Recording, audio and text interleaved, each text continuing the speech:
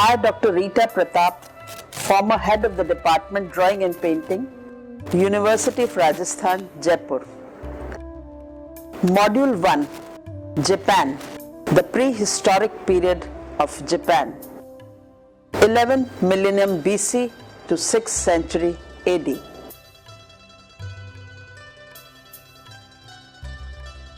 Japanese archaeology is the oldest and most systematic in East Asia. As its official sanitary, in 1977, 100,000 sites have been documented.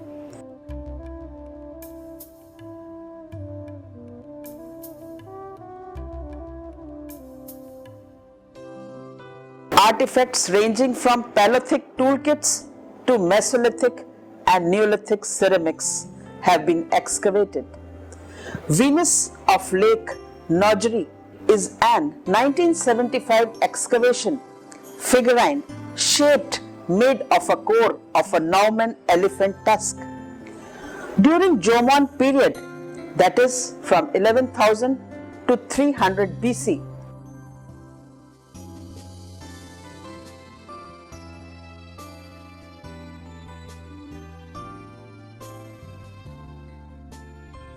utilitarian vessels used for food were made. Around 7500 BC,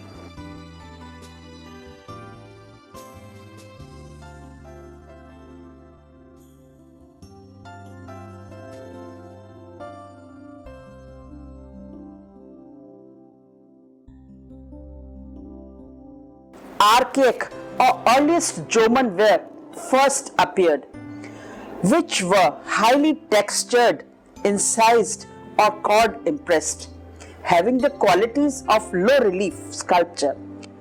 In the Middle Jomon, elaborate urns or jars were made for ritual offerings.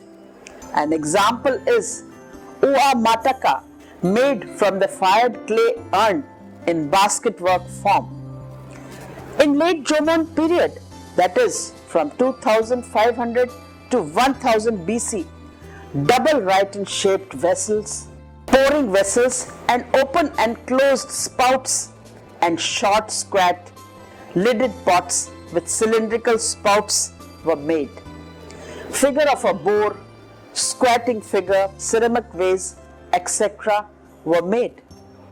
In the period of the end of terminal Jomon, that is from 1000 to 300 BC, extremely sophisticated vessels and figure appear. Kamegameoka, Omari Prefecture, is a clay figurine of a female showing crown-shaped hair and goggle eye type. A single land mass surrounded an immense lake, the present Sea of Japan, offering a vast area for the earliest people moving east. The land bridges were open through both a northern and southern avenue. But in view of the glaciations in North Asia and the intensity of the cold, the northern route was inhospitable and never extensively used. A good archaeological record of the people who made their way into Japan during the last 30,000 years have been progressively revealed in the excavations carried out since 1948, when the first Paleolithic site was identified. These people hunted the large herbivorous as they migrated east, probably as people in China occupied more of their feeding areas. Chief among these animals were the Norman elephants. Japanese archaeology is the oldest and most systematic in East Asia. As its official sanitary, in 1977, 100,000 sites have been documented, yielding a fascinating array of artifacts ranging from Paleolithic tool kits to Mesolithic and Neolithic ceramics.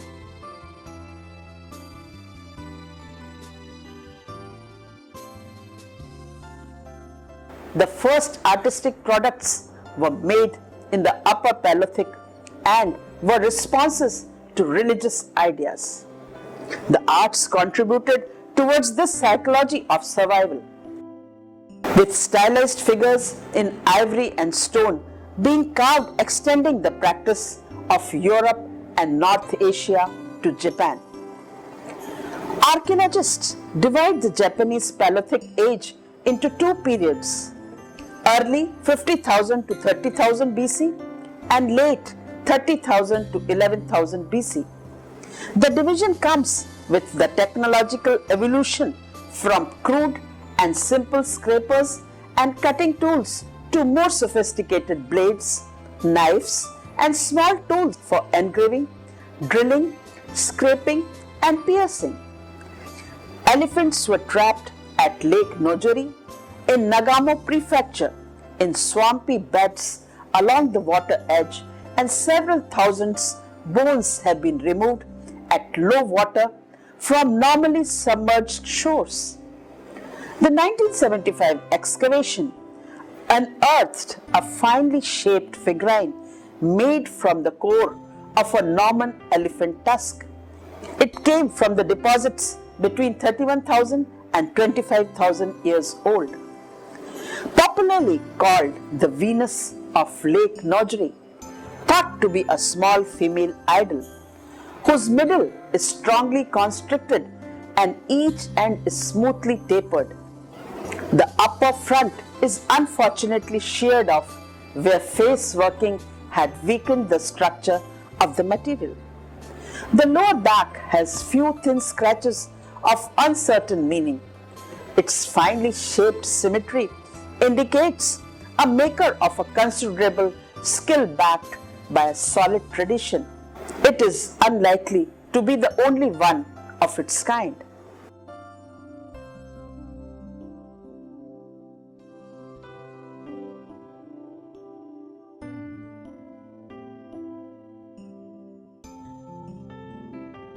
Another fertility object closer to the end of Paleolithic period is a stone club known as Sikibo, spoken of as in the shape of Kokeshi doll, found in the Iwato site in Oita Prefecture in the southern part of the country.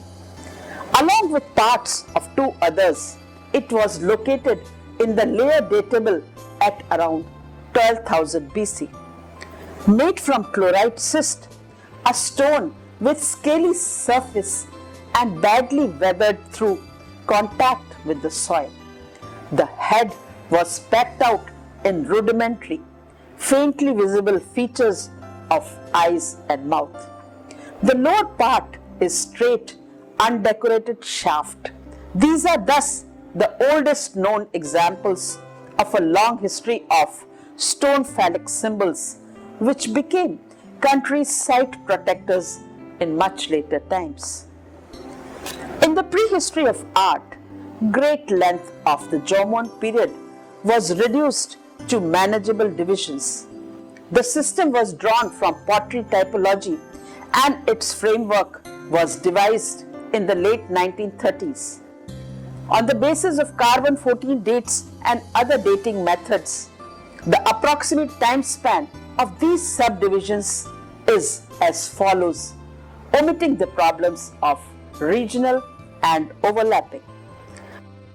Earliest 9000 to 5000 BC, early from 5000 to 3500, middle 3500 to 2400 BC, late 2400 to 1000 BC, and the latest 1000 to 350 BC. An abrupt worldwide cooling took place between about 12,000 and 10,000 years ago.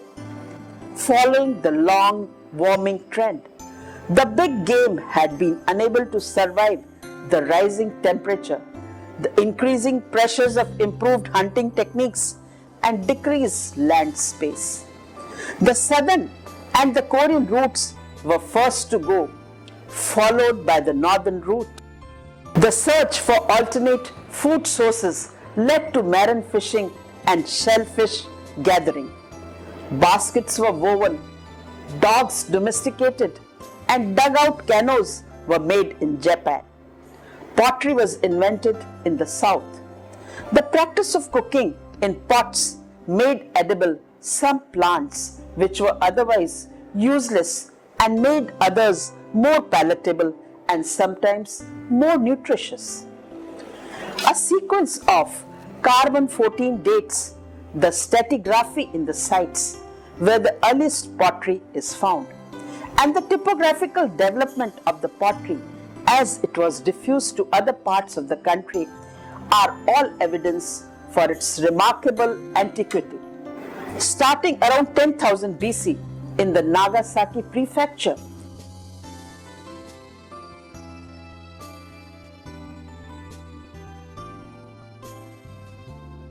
the earliest types were carried toward the north, while the hunters, who were reduced to smaller and faster animals, took their finely balanced bifocal points used for spears and darts and adapted them to arrows and bows for quick long range shots. The Jomon culture.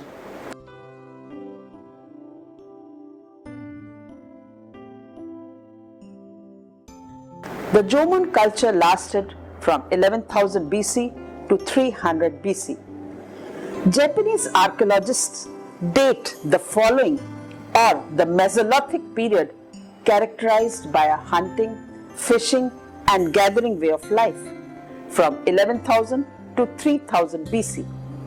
Modern studies of the Jomon period, indeed for all of Japanese prehistory, started in 1877 when Professor Edward S. Morse excavated a shell mounds of Omari between Yokohama and Tokyo.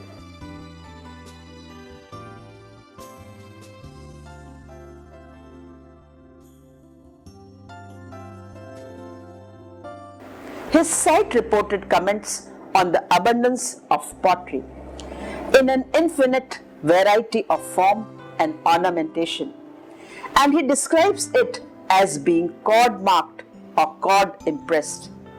Sometimes later, the term was translated literally as Jomon, after the distinctive surface decoration of its pottery. Throughout the 10,000 years of the Jomon period, almost all pots were decorated usually by impressing the soft clay to make a texture surface. The pots were embellished with a tweed-like surface achieved by rolling a rope or a cord onto the clay. Other decoration effects were made by applying a flat braid twisted into a spiral or a cord wrapped around a stick, by rolling a short squarish piece of wood in the clay to give the effect of a straw mat, or by impressing with shells, fingernails or the ends of split bamboo. Considerable variation is seen in shapes and designs depending on geographical location, and it is to be taken into consideration that although there was human presence all over the country, regional hostilities and primitive communication routes casual areas to be isolated long enough for regional pottery types to evolve. Innovations appeared slowly during those long eras, as sheer survival must have had priority over anything else. However, by the Middle Jomon, a further warning of climate led to a subculture emerging in the mountain of the Central Asia of the island of Honshu around present-day Tokyo that has become known for its splendid, large and richly decorated pots. So also some degree of settlement provided suitable conditions for the germination of this creativity and remains of villages of pit dwellings have been found widely throughout the area. Not only are some of these pots too large to be easily portable, but in many cases the decoration is so elaborate and top heavy that they would have been impractical for everyday use. There is evidence that some sort of spiritual belief has appeared at this time, and it can be presumed that many of these ornate vessels were made for ritual purposes, or perhaps even purely to demonstrate artistic virtuosity. The early vessels were quickly and easily made by kneading and punching in the hand, and utilized the natural qualities of clay. They had smooth sides and generous interiors, enabling easy storage as befits utilitarian vessels used for food. They were sparingly decorated. Some scholars term this ware incipient or proto-jomon, suggesting a continuity and internal development between it and jomon wares. But the new ware, archaic or the earliest jomon, suggest markedly different attitudes to ceramic form.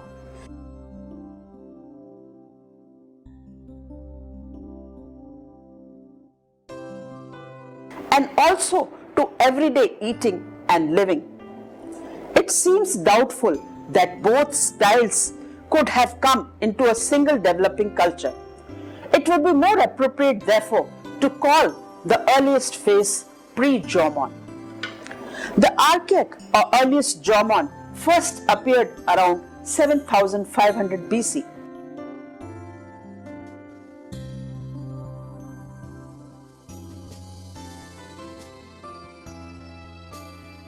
Examples have been found along the whole main archipelago from Hokkaido to Okinawa and on outlying islands such as Tsushima, Sado, Oki and Izulis.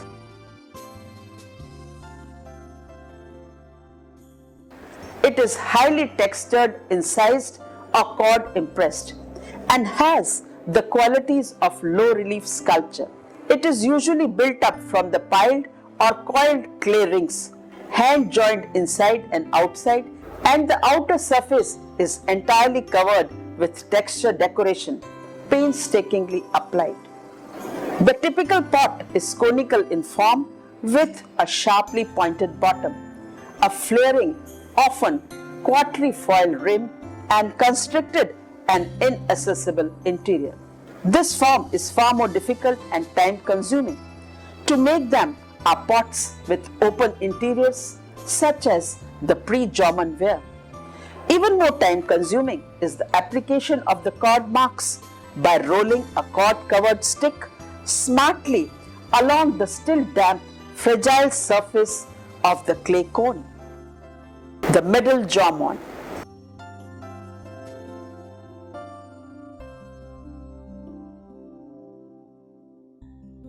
Middle Jomon people thrived on the abundant nut harvests and lived in larger villages. The population reached its maximum at this time.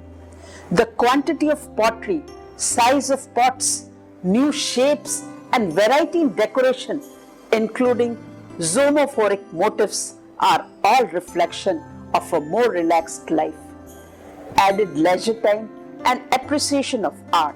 Thus, the period sees even more extraordinary developments. The base is flattened, the rim rises majestically to a height equaling the vessel body, and the lip is often topped with rippling scallops. The entire surface is alive with curvy liner, high raised decoration with writing coils forming spirals, S-shape and meanders. Vessels of this period are mostly elaborate urns or jars and were probably used for making ritual designs. An example is of a umataka fired clay urn in basket form. It is of a Middle Jomon period. Tusunan Machi, Board of Education, Niigata Prefecture.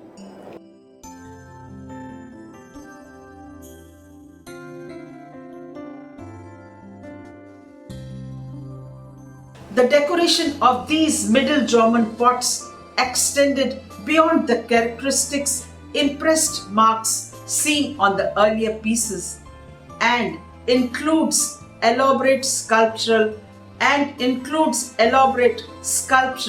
flourish that reveal an advanced artistic sense and imagination. A wide variety of pot shapes appear that could have been used as lamps, charcoal holders, or drinking cups, as well as the everyday utilitarian vessels used in cooking. The sculptural decoration was achieved by modeling the clay into forms that were then used to construct the pot. Many of these are abstract or possibly symbolic, but some are recognizable as animals, reptiles, birds, insects, or human faces, all imaginative but bizarrely unrealistic. There is no doubt that the Middle German potter loved to play with clay. An example is of a terracotta figurine, mid-German period and at present in the National Museum, Tokyo.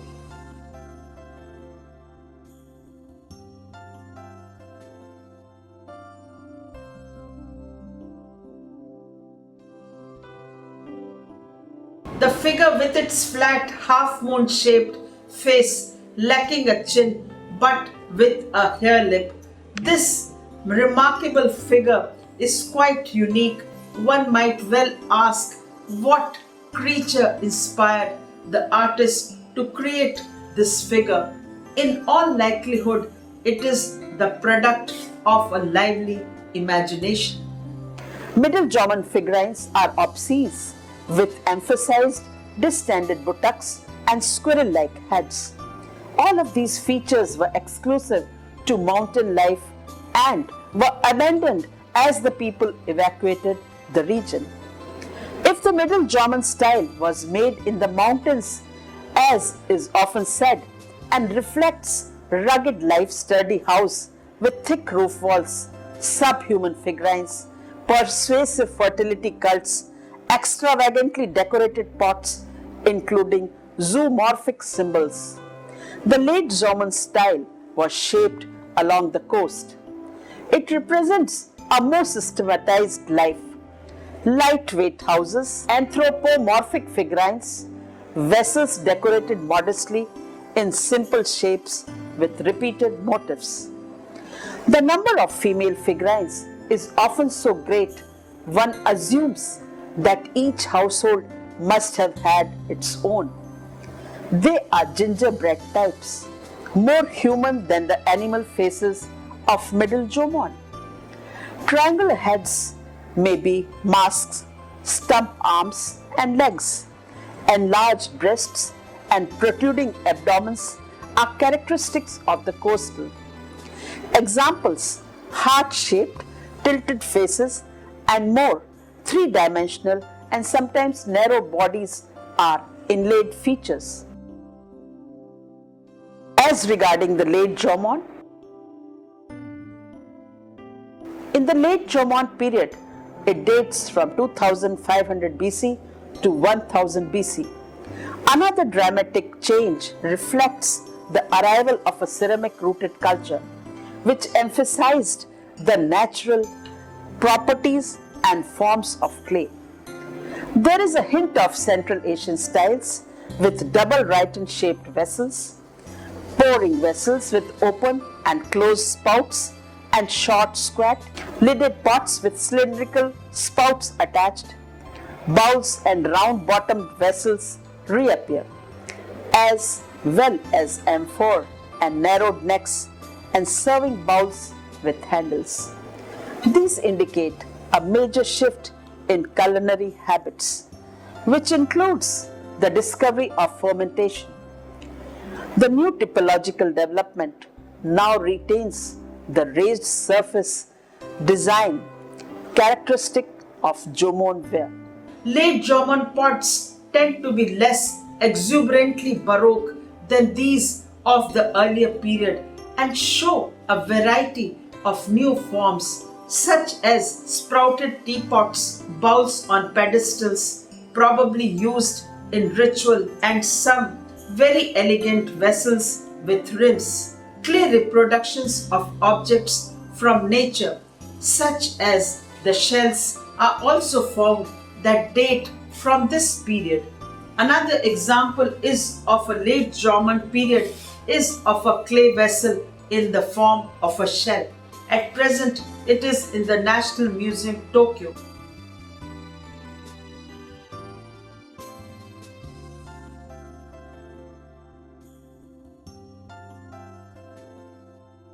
During the late Jomon period, clay objects were made with great artistic skill and so were not just regarded as a utilitarian items. The vessel pictured here is in the carefully observed form of a whelk, a shellfish that is abundantly in Japanese water. The clay tends to be finer than that used earlier, and the late Jomon pots are often modeled with thinner walls and have the surface smoothened and polished on the outside. Some examples are found that have been lacquered, perhaps to make them waterproof. As all Jomon pots were fired at low temperature and are therefore porous or painted with mineral pigments such as iron oxide. Most of the late Jomon pots show a surface decoration made by impressed cord marks or carving, though now with added refinement of the textured surface being restricted to defined areas as part of the overall design. This was achieved by first drawing a pattern on the pot, impressing with cords or other material to make a textured surface, then rubbing and smoothing out this texture except for that within the lines of the original pattern.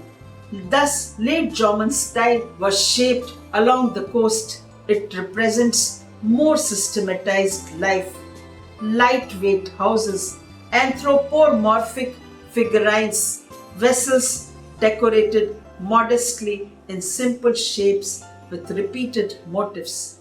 The deteriorating climate brought about a great deal of movement.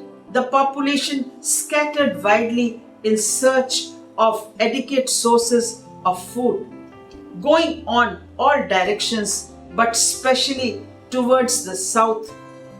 In the late Jomon, the number of female figurines is often so great that one assumes that each household must have had its own. An example is of a clay figure, late Jomon period, and at present in the National Museum, Kyoto.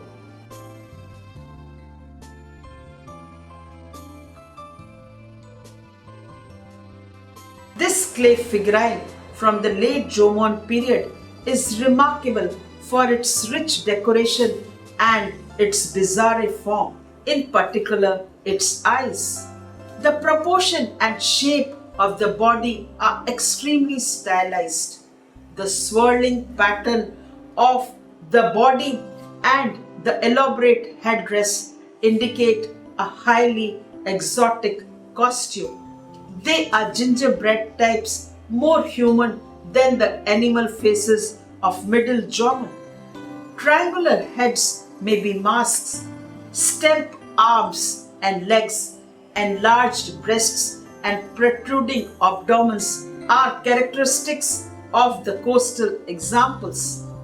Heart-shaped, tilted faces and more three-dimensional and sometimes narrow bodies are inland features. Thin-walled pots, vases and bowls in brown colors made of refined clay assumed unpretentious forms. The decorations called erased cord making Suri Keshi Jomon, that is the rubbing off the spill over after the cord mark was done in marked off areas and the surface was smoothened for neatness, spread to all parts of the country, from Hokkaido to Kyushu. An example is a figure of a boar. This is at present in the Municipal Teaching Museum, Hirosaki, Omori Prefecture.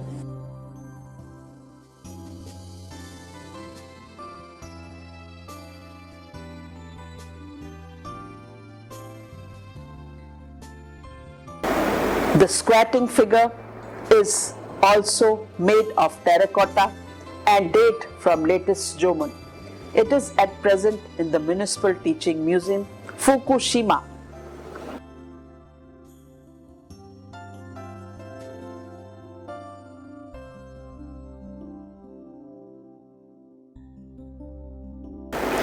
A ceramic vase is found highly stylized, geometric, and contains naturalistic decoration. It is at present in the collection of National Museum, Tokyo.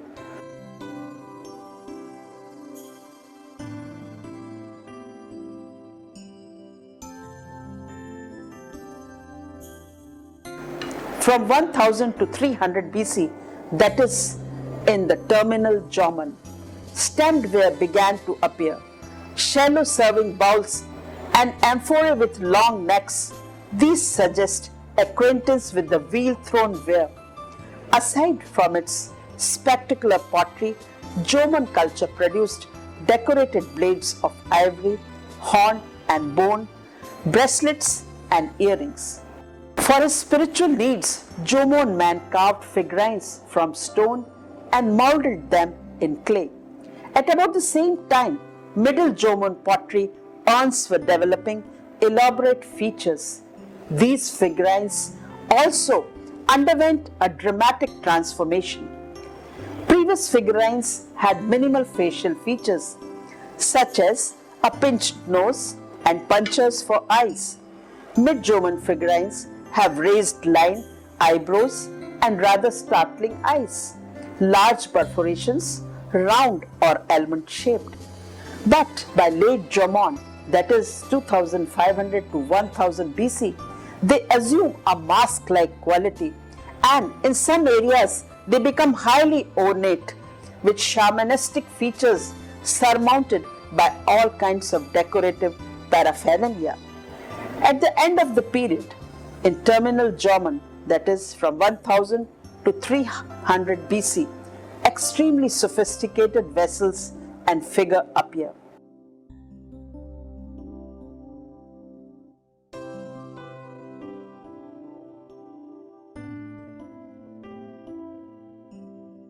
The hollow body, whether of pot or figurine, is covered with elaborate raised cord impressed patterns, and the figurines have enormous insect or shell-shaped eyes. The kind of cord impressed pattern over a plain cord erased background is a particularly sophisticated use of negative space, that is undecorated.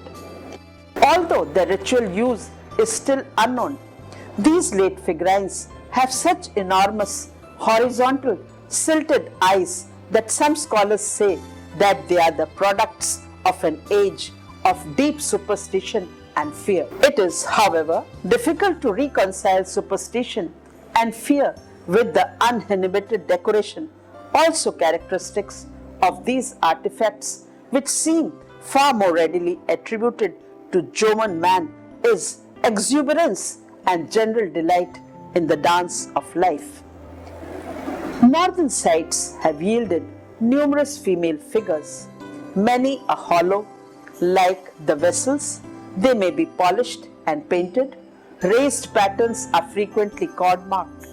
An example of clay figurine of a female showing crown-shaped hair and goggle-eye type with bloated bodies, arms and legs, low-relief decorations.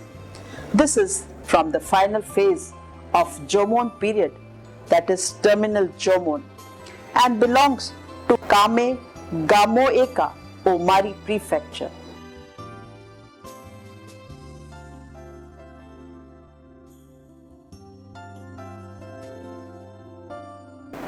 This kind of cord impressed pattern over plain cord erased background is a particularly sophisticated use of negative, that is undecorated, space.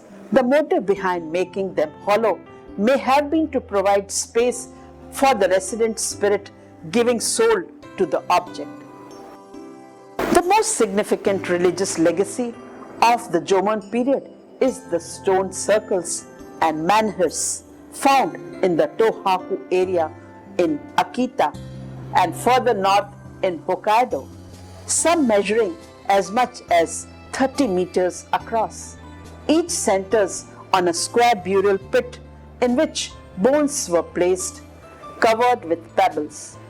These tombs resemble those found in Siberia from Bronze Age into the early